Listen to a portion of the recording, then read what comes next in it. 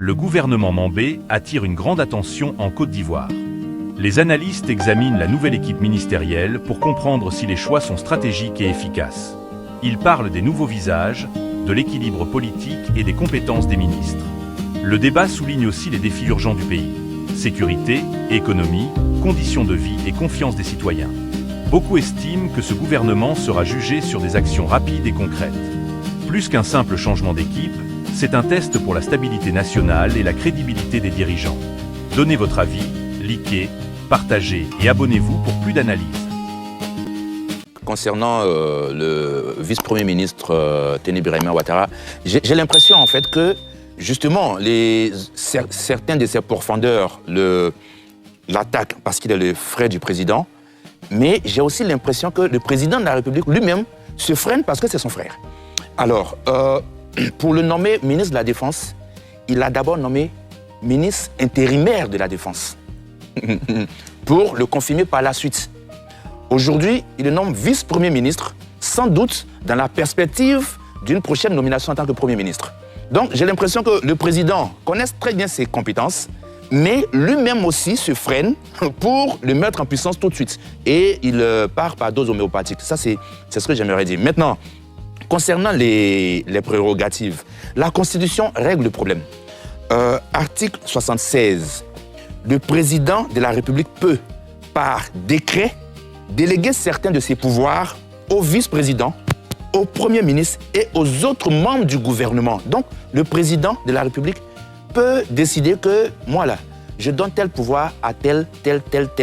Et ce n'est pas forcément le premier ministre, ni les ministres d'État. Donc, il peut déléguer des pouvoirs au vice-premier ministre. Ensuite, l'article 82 de la Constitution dit « Le Premier ministre anime et coordonne l'action gouvernementale. Le Premier ministre préside le Conseil de gouvernement. » Donc, ça, c'est une prérogative du Premier ministre et non celle du vice-premier ministre. C'est clair, réunion préparatoire du Conseil. Le Premier ministre supplée le président de la République lorsque celui-ci est le vice-président de la République est hors du territoire national, ce n'est pas le job du vice-premier ministre. Voilà, donc pour moi, c'est aussi clair que cela. Il n'y a pas de confusion. Le président de la République, dans les attributions, parce que avec le décret qui nomme chaque ministre, il y a ce qu'on lit. Mais chaque ministre a un décret qui le nomme, je vais répéter, nommément. De sorte que les attributions qui sont les siennes sont dans ce décret. Et donc, il appartiendra maintenant que la présidence ou le gouvernement rendent publiques les attributions du vice-premier ministre pour qu'on sache exactement. Une chose est certaine, c'est qu'on sait déjà qu'il s'occupe de la défense. Très bien. Yacouba Doumbia ? Oui, alors, effectivement, il y a débat parce que c'est le frère cadet du président de la République. Mais si vous remarquez très bien, et comme Arthur l'a souligné, nullement sa compétence n'est remise en cause. Et même quand vous prenez son propre parti ou sa propre formation politique, le RHDP, vous allez voir que là encore, personne ne remet en cause, c'est plus ou moins ses compétences. Teni Braima Ouattara a une légitimité à la fois professionnelle et politique. Pour ceux qui ne le savent pas, il était militant du PIT en 1990. Et lorsque son grand frère a été appelé par le président Félix Houphouët-Boigny pour être président du comité interministériel et ensuite Premier ministre, de facto, le président Alassane Ouattara, Premier ministre, devient le numéro 2 du PDC. Donc, Teni Braima démissionne du PIT, il rejoint son grand frère au PDC. Quand ils créent ensemble, le RDR est créé, il démissionne du PDCI, il rejoint son grand frère toujours au RDR. Et là-bas, il occupe diverses fonctions. Comme Arthur l'a dit, trésorier du parti, secrétaire national, vice-président. Jusqu'à ce qu'on arrive au RHDP. Donc quand le président prend le pouvoir, naturellement, il est DAF, ensuite ministre des Affaires présidentielles, donc ses prérogatives s'élargissent un peu plus, il s'occupe des questions de défense et de sécurité, il est au Conseil national de sécurité, et plus tard, il est nommé ministre de la Défense. Donc, quand vous regardez ce parcours-là, au plan professionnel, il ne souffre d'aucune ambiguïté, et la polémique, justement, c'est le fait qu'il soit le frère du président, comme si ça doit constituer un handicap, bien au contraire. Les postes clés ou les postes stratégiques dans des États, même des États modernes, sont confiés à des personnes qui sont loyales. Voilà, des personnes qui sont loyales, des personnes qui sont compétentes. Et comme on est mieux servi que par soi-même, et que dans son environnement immédiat, on a quelqu'un qui peut jouer ce rôle-là, mais évidemment, on le prend et on le met là. Ce qui serait dommage, c'est que tu sois peut-être dans l'environnement ou la famille du président, que tu commettes un acte répréhensible et que tu es couvert. Là, en ce moment-là, il y a problème. Mais tant qu'il fait le job, il est bon pour le service. Très bien. C'est un peu ça. Et puis, dire que ce n'est pas quelque chose qui est propre à la Côte d'Ivoire et même qui est propre au président Alassane Ouattara. Voilà, donc il y a eu le président Félix Houphouët-Boigny, il a eu son beau-fils, comme on le dit. Il y a Amadou Thiam, qui a marié sa nièce, qui était ministre de l'Information.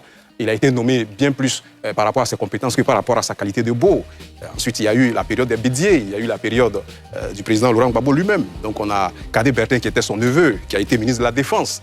Donc bref, ce qui doit prévaloir, c'est beaucoup plus les questions de compétences. Tant que ces questions-là ne sont pas remises en cause, il n'y a absolument aucun problème. La personne peut assumer clairement les fonctions pour lesquelles elle a été nommée. Donc voilà un peu ce que je veux dire sur ce sujet. Augustin?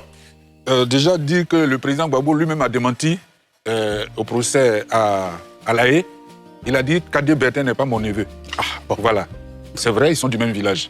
Mais lui-même, non, je voulais juste dire, parce que moi, je ne suis pas là pour le... Mais ce qu'il a dit publiquement, c'est ce que je suis en train de rapporter. Il dit Kadé Bertin n'est pas mon neveu. Donc, je pense que si lui, il a dit ça, il faut en tenir compte. Deuxième chose, comme je l'ai dit, moi, je n'ai pas la capacité de juger de la compétence de M. Téné-Birahima Ouattara. Je vous le jure, je n'ai pas cette... voilà, je n'ai pas les critères de nomination pour voir s'il remplit bien ces conditions. Non. Ce que j'ai dit, ce qui a suscité, ce qui suscite les commentaires. Les commentaires, je ne parle même pas de réprobation. Je ne dis même pas que les gens ne veulent pas qu'il occupe le poste. Non. Je dis c'est parce qu'il est le frère du président et que les gens ont le sentiment, ceux qui réagissent ont le sentiment qu'il prépare son frère à lui succéder plus tard. Voilà. Et j'ai rappelé la phrase dite par M. Hachi Patrick qui disait « Tu es le plus populaire parmi nous ». Donc, je pense que c'est tout cela qui entraîne, parce que les gens sont quand même... là, partout où il y a la succession, ce qu'on pourrait appeler les successions monarchiques, bon, les gens dénoncent, par exemple, ou bien familiales. Par exemple, au Tchad, quand Idriss Déby décède, son fils, qui n'était même pas dans la succession, il bloque par la force, il bloque l'ordre de succession pour prendre la place. Et tout le monde la double pour que et le président de l'Assemblée qui devait succéder normalement se retire de plein gré ou de force, mais en tout cas, il s'est retiré. Et voilà, donc c'est le fils. Au Togo, c'est Adema, il est décédé, c'est son fils qui lui a succédé. Au Gabon, le vieux Omar Bongo, c'est son fils qui lui a succédé. Donc je veux dire que ce n'est pas nouveau que un frère, il y a eu même au Chili où il y a eu un président et sa femme est devenue après présidente. Donc ce n'est pas... L'Argentine et voilà, aux États-Unis. Je ne condamne... personne... Enfin, il y a des gens qui condamnent certainement. Ils ne condamnent pas. Mais je veux dire, ce qui fait polémique, ce qui fait parler les gens, c'est le fait qu'il soit le frère du président et que les gens ont le sentiment que le président est en train de préparer son frère à lui succéder. Très bien, à la fin. Mais ça fait partie de normal des choses. Absolument. Le président Bédier n'était ni le frère ni le fils du président Houphouët-Boigny, malgré les rumeurs. Le président, mais il lui a succédé. Et en Côte d'Ivoire, la succession n'est pas monarchique, hein, je pense. Les tests sont clairs. Et puis moi, je pense aussi que le seul moyen pour être président des Ivoiriens, c'est une élection. De mon point de vue, le président Alassane Ouattara a été élu pour un mandat qu'il compte terminer, sauf extraordinaire. De mon point de vue. Donc, c'est peut-être ceux qui pensent que le président va démissionner, il peut avoir ceci ou cela, qui sont dans des calculs, qui pensent qu'il y a des manœuvres qui sont faites pour faire parvenir quelqu'un au pouvoir. Le seul moyen d'avoir la confiance des Ivoiriens, c'est des élections. Si par extraordinaire, c'est M. Téné-Birahima Ouattara qui est choisi, s'il doit devenir président des Ivoiriens, comme il a rappelé que Patrick Hachi a dit qu'il est populaire, c'est au risque et péril du RHDP. Il ira devant les électeurs ivoiriens. S'ils le choisissent, tant mieux. Et en face, il y aura d'autres adversaires. Moi, la courte échelle que certains s'imaginent, pensant que le président Ouattara ruse, après il va le nommer Premier ministre, après il va le nommer vice-président, et puis après il va démissionner, et puis paf, il devient président comme ça. Cette courte échelle que certains s'imaginent, ces fantasmes qu'ils font là, bon, moi je ne suis pas dedans pour l'instant. Beaucoup le font, mais je ne suis pas dedans pour l'instant en disant que, de toutes les façons, le vice-premier ministre n'a jamais été le plan A, si on peut dire ainsi. Il y a eu Guillaume Soro, il y a eu Aoussou, il y a eu Amadou Gon Koulibaly, il y a eu Ahmed Bakayoko qui a été premier ministre, il y a eu Duncan avant, il y a eu Hachi Patrick et il y a Mambé. Comme a dit André Sylvain Kona, peut-on penser que depuis 15 ans, le président tâtonne, il cherche une occasion? Non, ça n'a jamais été un tel plan, ça n'a jamais été une telle ruse. les circonstances ont décidé autrement. Il était là quand Amadou Gon Coulibaly était choisi. Il était là quand Ahmed Bakayoko, dont il a assuré l'intérim, est monté en puissance, il a été Premier ministre. Donc quand aujourd'hui, par un concours de circonstances, il est là, je pense que les gens devraient doser un peu et puis arrêter peut-être certaines choses, en se souvenant que ça fait quand même 15 ans que le président de la République est là et que ça fait 15 ans, on ne dira pas qu'il rase les murs, mais ça fait 15 ans qu'il est dans l'ombre et qu'il y a eu beaucoup d'autres personnes avant lui.